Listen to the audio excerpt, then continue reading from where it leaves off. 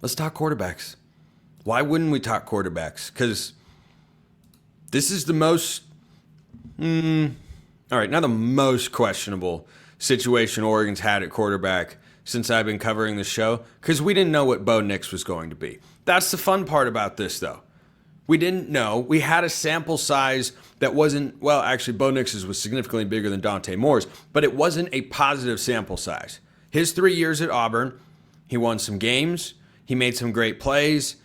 He turned the ball over too much. He didn't complete more than 61% of his passes. His first 2 years were under 60% completion.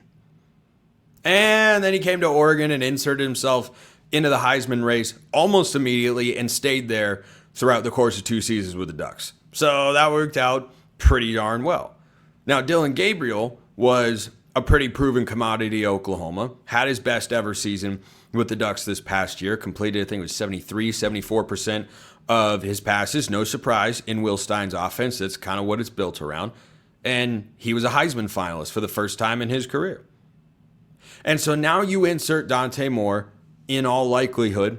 Perhaps Austin Novosad is pushing Dante more than we suspect, but with the limited amount of media information that gets out there and access that is given, whenever a clip does circulate, I tend to think it's not by accident, and I've seen plenty of Dante Moore out there. I have also heard a time or two that Dante's likely to be the guy.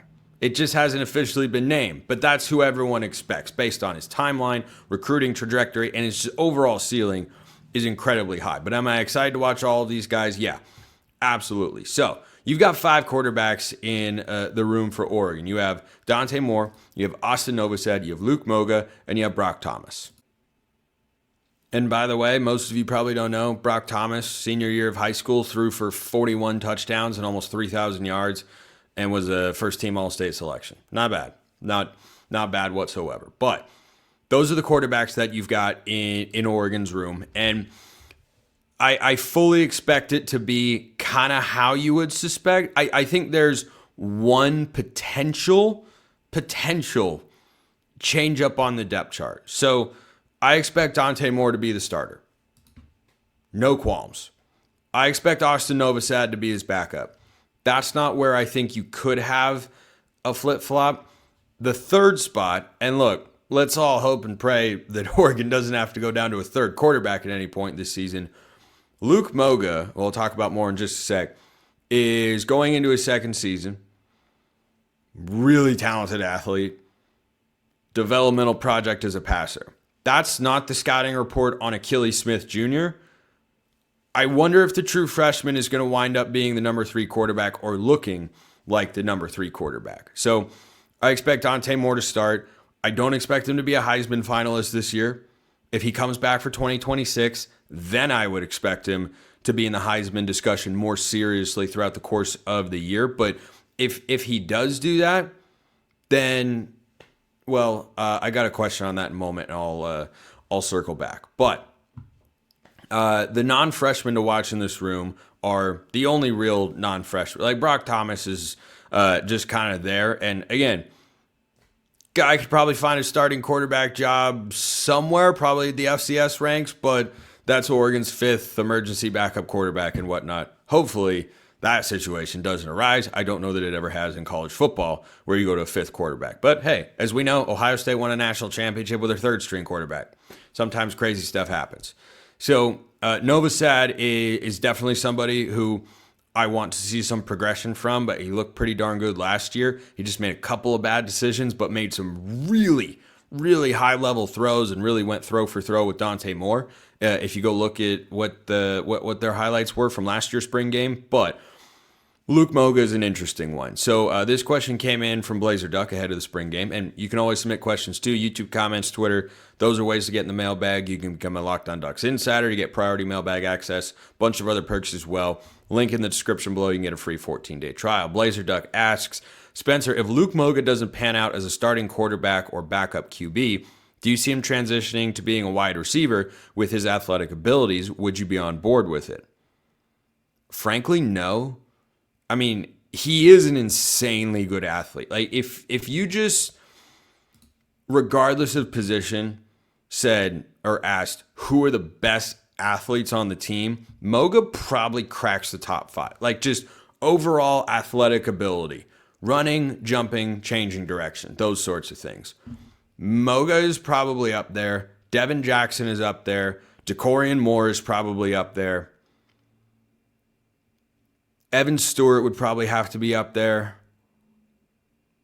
That's probably, I might be missing somebody, but Kingston Lopa maybe. Kingston Lopa is a really athletic guy at safety. So his athletic traits are really intriguing. A question I got on Moga a while ago is an idea that I think is the most optimistic outlook for his immediate future at Oregon, and that's if he comes in to be the Wildcat quarterback. And you know what? I'd be here for it.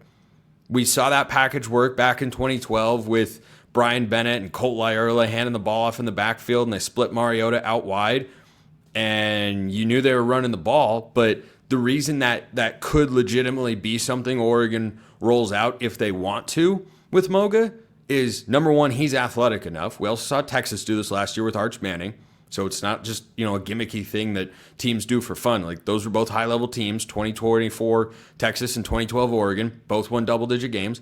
So Dante Moore can move. He's not a runner necessarily. He can be in spots. He's not a runner. When I think of runner, like Jeremiah Masoli was a runner as a quarterback. He was a good passer too. Darren Thomas could run. I think Thomas was more of a runner than Dante Moore is. I think Dante Moore is like Vernon Adams. He wants to run to throw, and then he'll run if he absolutely has to. And of course, I'm not going to go down that rabbit hole with how Vernon Adams' season ended in 2015. But I've always been a huge Vernon Adams fan. So the reason I don't think the wide receiver move makes a lot of sense, Blazer Duck, is that this collection of wide receiver talent is unlike anything Oregon has ever seen in the last 3 years. And this receiver room has the second highest grade going into the spring game, in my view, of any position group on the team. They've got a B+. The only one in the A category is the defensive line. I think the defensive line is an A-. I would have given last year's group at least an A, if not an A+. And in retrospect, that was an A+ defensive line. So I think for Moga, he has to improve as a passer and hope Dante Moore doesn't come back, or else I think his path to playing time, maybe if Novosad transfers, he could be someone that battles for the starting job in 2026.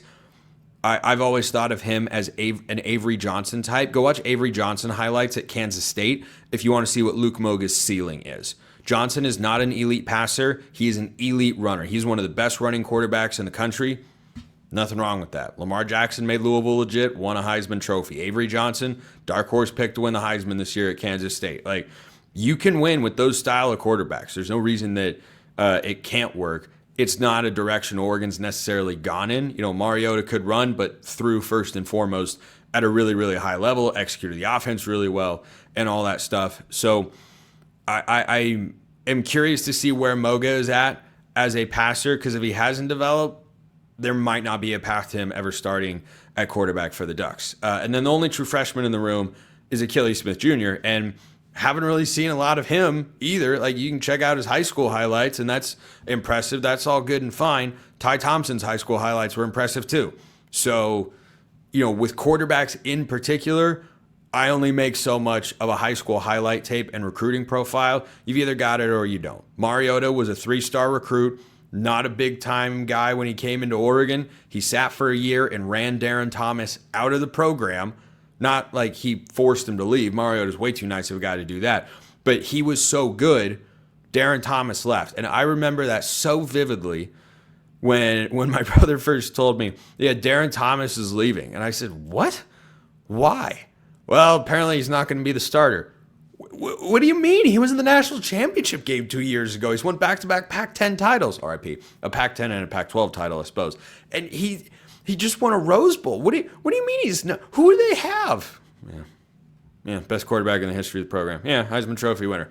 That's who they had. So I think for Achilles, it's definitely an exciting opportunity for him. It's the first time he's going to really showcase his talents in front of Oregon fans, the fan base, many of whom, not all, many of whom remember watching his dad play. That's going to be a really cool full circle moment here. Now, going into the spring game, just bear with me here. Don't overreact. My overall grade for the quarterback room going into this spring game is a C+. This is subject to change. This sounds like a hot take. I put it slightly above average because of the caliber of talent you have. I think you have 2 Power 4 caliber starting quarterbacks in the room. Not a lot of places can say that. So yeah, I think it's above average compared to the rest of the Big Ten. I need to see Dante Moore grow first because this is a guy who in his first chance to start got benched. He's in a much better situation now. He was not in some disastrous hellhole at UCLA with Chip Kelly calling the plays. Like, it wasn't a mess. He had some good running backs. He had a couple solid receivers. It wasn't great. Got thrown into the fire. Offensive line wasn't very good. But yeah, right now I say C+, just because there is no proven production in this room. The only other group that I gave a C+ to, which again is not a horrible spot to be. I'm a tough grader. The only other room is tight end because I've got Kenyon Sadiq and I've got a bunch of unproven guys. So I will reassess every position group on the other side of the spring game to see if my opinion has changed. But right now I say C+ just because there's a lot of unproven hypothetical talent and ability in there that still has a ways to go to play at the high level that, a standard that was set by Dylan Gabriel and Bo Nix in the last couple of years.